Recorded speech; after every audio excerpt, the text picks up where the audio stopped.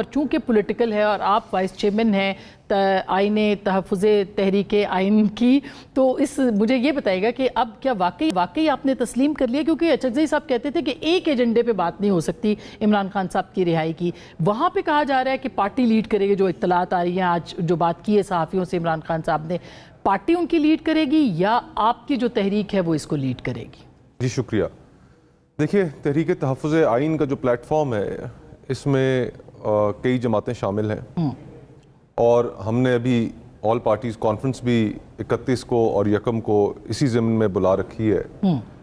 کہ ہم اس all parties conference میں بیٹھ کر ملک کو جتنے مسائل کا سامنا ہے ان ساروں کے اوپر ایک سیر حاصل گفتگو بھی کر سکیں اور مستقبل کا لائے عمل بھی طے کر سکیں.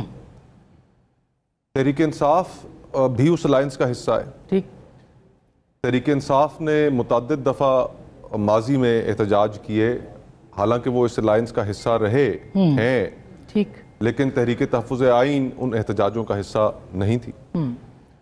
ہماری مرضی اور منشا یہی ہے کہ دیکھیں اس وقت ملک کو جن چیلنجز کا سامنا ہے ان سے نبردآزما ہونے کے لیے، ان کو عبور کرنے کے لیے جو سویلین سپیس سیڈ ہو چکی ہے، جو آئین کی بے توقیری ہو چکی ہے، جو آج ایک عام آدمی کا حال ہے، جو تنخواہ دار طبقے کا حال ہے، کسانوں کا حال ہے، جو دہشت گردی کی صورتحال ہے، جو خیبر پختونخوا میں لاکھوں کے حساب سے ہر ایجنسی میں لوگ امڑ رہے ہیں، بلوچستان کی جو صورتحال ہے، یہ ڈیمانڈ کرتی ہے، یہ تقاضا کرتی ہے کہ ایک ہولسٹک اپروچ کے ساتھ ان چیلنجز کو نمٹنے کے لیے اور اس حکومت کو رخصت کرنے کے لیے اور نئے fair elections, free and fair elections ہونے کے لیے ایک مربوط حکمت عملی تیار کی جائے. عمران خان صاحب کی رہائی، معذرت آپ کہہ رہے ہیں کہ رہائی ایک ایجنڈا نہیں ہے بلکہ اس کے ساتھ یہ تمام ایجنڈے کے پوائنٹس ہیں جس کے اوپر بات ہو. بالکل. دیکھیے عمران خان صاحب کی رہائی ہونی چاہیے، سیاسی کارکنوں کی رہائی ہونی چاہیے. ہم یہ سمجھتے ہیں، ہمارا یہ خیال ہے کہ آپ اگر ایک ہولسٹک اس سے کر تحریک چلائیں گے، تمام ایشوز کو اس میں سمیٹ کر سمو کر، تو پولیٹیکل پریزنرز کی جو رہائی ہے وہ اس کا پہلا بائی پروڈکٹ ہوگا،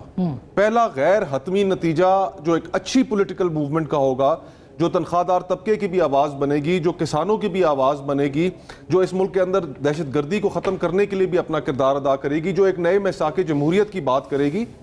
پہلا اس کا غیر سرکاری اور غیر حتمی جو نتیجہ ہوگا وہ سیاسی قیدیوں کی رہائی کا ہوگا. اور آپ کہہ رہے ہیں شفاف آزاد انتخابات، بالکل وہ تو اس کی ایک کڑی تو رکھی گئی ہے نا، بھی ضمنی انتخابات ہو رہے ہیں نااہل جو ہو رہے ہیں پاکستان تحریک انصاف کے اراکین. دیکھیں یہ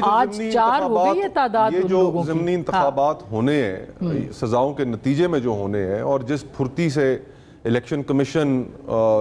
چند گھنٹوں کے اندر ہی نوٹیفیکیشن جاری کر رہا ہے،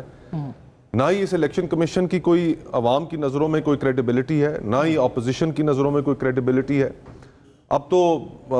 یہ تو الیکشن کمیشن ہو جائے، سپریم کورٹ ہو جائے 26ویں آئینی ترمیم کے بعد، یہ دونوں ادارے جو انڈیپینڈنٹ ہونے چاہیے تھے آئینی اسکیم آف تھنگز میں انڈیپینڈنٹ ہیں، لیکن حکومت کے ذیلی اداروں کے طور پہ کام کر رہے ہیں.